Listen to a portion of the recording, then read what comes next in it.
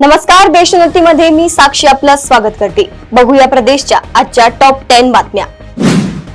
ओबीसीतून आरक्षण पाहिजे असणाऱ्या मराठा समाजाला एसईबीच्या 10 आणि डब्ल्यूएसच्या 10% आरक्षण तसेच खुल्यातील आरक्षण नको आहे का, याचे उत्तर मराठा समाजातील खासदार, आमदार, आजी माजी मंत्र्यांनी तसेच समाजातील इतर सुशिक्षितांनी द्यावे, असे आवाहन अन्न नागरी पुरवठा व ग्राहक संरक्षण मंत्री छगन भुजबळ यांनी म्हटले।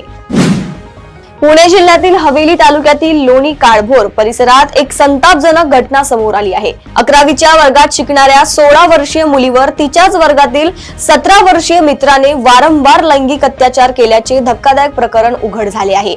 या अत्याचारामुळे पीडित मुलगी तब्बल 7 महिन्यांची गर्भवती राहिल्यानंतरच हा प्रकार उघड झाला। अक्कलकोट तालुक्यातील हन्नूर गावात हृदय पेटवून टाकणारी घटना समोर आली आहे। 9वीत शिकणाऱ्या विद्यार्थ्याचा अपघातात मृत्यू झाला। अंतिम संस्कारासाठी स्मशानभूमीत आणलेल्या नातवाचा मृतदेह पाहून आजीला शोक अनावर होत हृदयविकाराचा तीव्र झटका आला। नातवाच्या मृतदेहाजवळच आजीने स्मशानभूमीतच अखेरचा श्वास घेतला। या घटनेने अक्कलकोट तालुक्यासह सोलापूर जिल्ह्यात हळहळ व्यक्त होत आहे।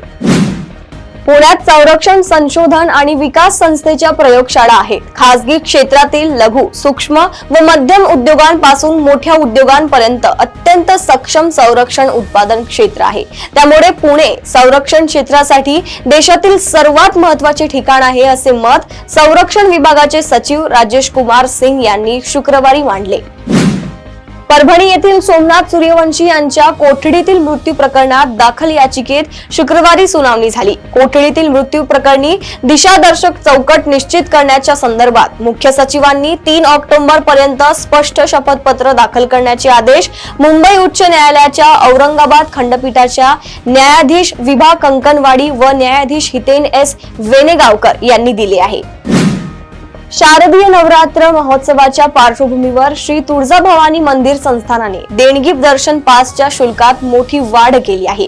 भाविकांना आता दर्शनासाठी दुप्पट शुल्क मोजावे लागणार आहे। तर दुसरीकडे जास्तीत जास्त भाविकांना अभिषेक करता यावा यासाठी अभिषेकाच्या संख्येत 100 ने वाढ करण्यात आली आहे। या संदर्भात मंदिर प्रशासनाने प्रसिद्धी पत्रक जारी केले आहे। कारचे पंक्चर झालेल्या चाक बदलताना भीषण अपघात झाल्याने 25 वर्षीय मुलाला आपले प्राण गमवावे लागले आहे।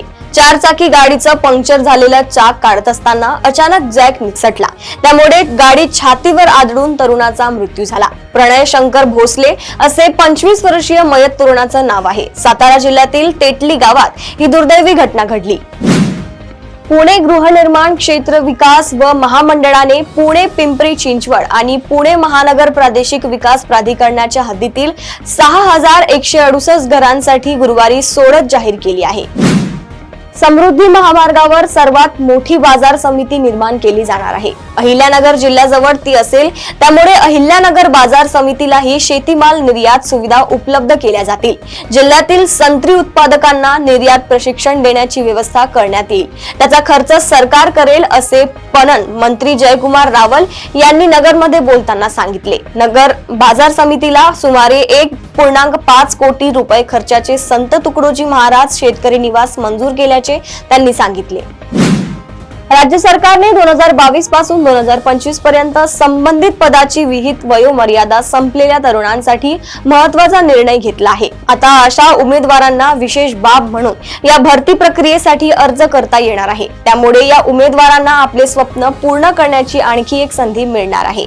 गृह विभागाने 10 सप्टेंबर 2025 रोजी याबाबतचा शासन निर्णय जारी केला आहे। शेकडो तरुणांना या निर्णयाचा फायदा होणार आहे।